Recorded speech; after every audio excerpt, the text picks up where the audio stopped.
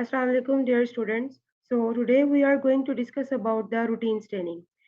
Stand basically क्या है? Stand जो है ना वो एक ऐसा केमिकल रिएजेंट होता है या डाई होता है जिसको हम लोग टिश्यू या सेल सैंपल्स के ऊपर अप्लाई करते हैं। इसके थ्रू क्या होता है कि जो सेलुलर कंपोनेंट्स होते हैं वो क्लियरली हाईलाइट हो जाते हैं। तो उसकी वजह से हम जो है ना वो इजीली उनको अंडर माइक्रोस्कोपिक उनकी जो है ना विजुअलाइजेशन कर सकते हैं। अब जो रूटीन स्टेनिंग है इसके अंदर जो है ना हिस्टोलॉजिकल स्टेनिंग है उसमें टू टाइप्स की स्टेनिंग इंक्लूड होती है। एक होती है रूटीन स्टेनिंग, होती है स्पेशल स्टेनिंग।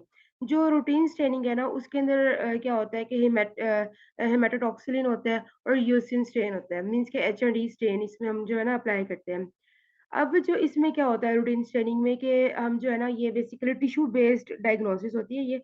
अब इसमें क्या करते हैं हम जो है ना न्यूक्लियस को स्टेन करते हैं और वो क्या होता है ब्लू अपीयरेंस जो है ना वो उसकी होना होना स्टार्ट हो जाती है। और अगर हम यूसिन की बात करें ना तो ये जो है ना स्ट्रक्चर्स को डिफरेंट शेड्स देता है, लाइक पिंक या रेड या ऑरेंज जो है ना शेड्स देता है।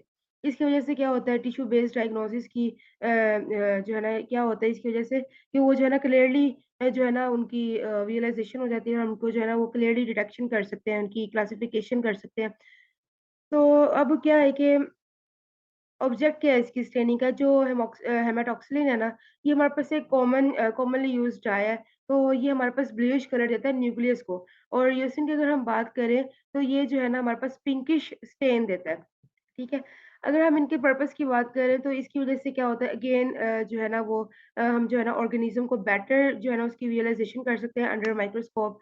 और जो है ना वो उसके जो डिफरेंट पार्ट्स हैं उनको डिफरेंशिएट जो है ना वो ईज़िली कर सकते हैं। लाइक अगर ब्लू स्टेन है और पिंकिश स्टेन है, हमें पता है कि जो ब्लू स्टेन है वो न्यूक्लियस को वो आइडेंटिफ़ाई कर रहा है और जो पिंक है वो अदर ऑर्गेनेलिज़ को आइडेंटिफ़ाई कर रहा है। तो और जो है ना वो पर्टिकुलर स्ट्रक्चर की जो है ना वो आइडेंटिफ़िकेशन करता है, मीन्स फ्लैजेला हो गया, कैप्सूल, न्यूक्लियस, स्पोर्स एक्सेट्रा। तो अगर हम इनके स्टेन्स की अगर क्लासिफिकेशन करें तो जो है ना वो नेचुरल होते हैं, सिंथेटिक होते हैं। अगर हम उनके केमिकल बिहेवियर पे उनको डाइस की क्लासिफिकेशन करें तो एसिडिक, बेसिक और न्यूट्रल होते हैं। अगर हम उनकी बेसिस ऑफ ओरिजिन के अगर हम जो है ना वन बाय वन देखें तो जो फर्स्ट ऑफ ऑल आता है नेचुरल स्टेन्स, ये वो स्टेन्स होते हैं जिनको हम जो है ना डायरेक्टली नेचुरल प्रोडक्ट से जो है ना वो लेते हैं। फॉर एग्जांपल हेमाटोक्सिलिन है, ये हम लोग जो है ना हार्टवुड से ली हुई है, ठीक है? और इनको इसको हम लोग जो है ना हिस्टोलॉजिकल पर्पज़ के लिए यूज़ करते हैं। और सिंथेटिक स्टेन्स की अगर हम बात करें तो ये आर्टिफिशियली प्रोड्यूस की जाती है जो है ना सिंथेटिक स्टेन। इसको हम कहाँ से लेते हैं? कोल tar से लेते हैं। तो इसको हम बेसिकली कोल tar डाइज़ भी कहते हैं।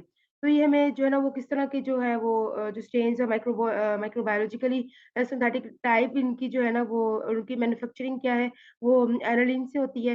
फॉर एग्ज़ाम्पल क्रिस्टल वायलेट हो गया, सैफरेनिन हो गया, मिथाइलिन ब्लू हो गया या एसिड फ्यूशन हो गया। तो ये जो है इनकी मैन्युफैक्चरिंग जो है ना वो एनालिन से होती है, ओके? अगर हम इनके केमिकल बिहेवियर की देखें तो एसिडिक डाई है, इसमें क्या होता है कि ये कलर बेयरिंग आयन है, इसमें क्रोमोफोर क्या होता है वो एनाइन हो जाता है, ठीक है? एनाइन होता है और इसमें क्या होता है कि ये स्ट्रांगली जो है ना कंबाइन करता है किससे, cytoplasmic elements of the cell से, ठीक है? ये बेसिक से। बेसिक डाई में अगर हम बात करें तो ये इसमें जो क्रोमोफोर है वो कैटायन हो जाता है और इसमें जो बेसिक डाई होता है वो न्यूक्लियर एसिड के साथ जाके अपने वो ना वो अटैच होता है या कंबाइन होता है। तो न्यूट्रल डाई की अगर हम बात करें तो ये कॉम्प्लेक्स सॉल्ट होता है, डाई एसिड का विद डाई बेस। तो इसमें क्या होता है कि प्रिंसिपल्स देखें हम इसके, तो अगेन जो है ना हेमाटोक्सिलिन जो है वो ब्लू पर्पल कंट्रास्ट देता है। बेसोफिलिक स्ट्रक्चर बेसिकली हमारे पास सेल टिश्यूज वगैरह होते हैं। तो अगर एसिड की बात करें तो ये काउंटर स्ट्रेन देता है रेड ब्लड सेल्स को, साइटोप्लाज्म को, मसल्स को, ठीक है?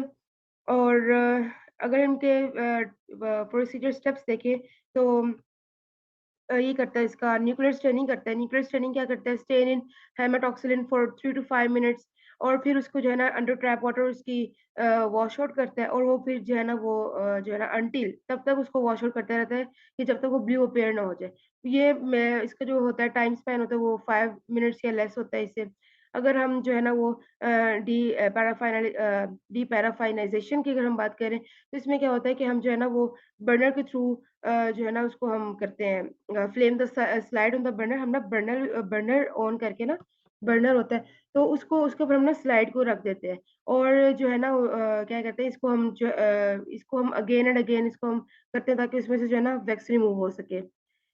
हाइड्रेशन की अगर हम बात करें तो drain xylene and hydrate the tissue section by passing through the decreasing concentration of alcohol baths and water.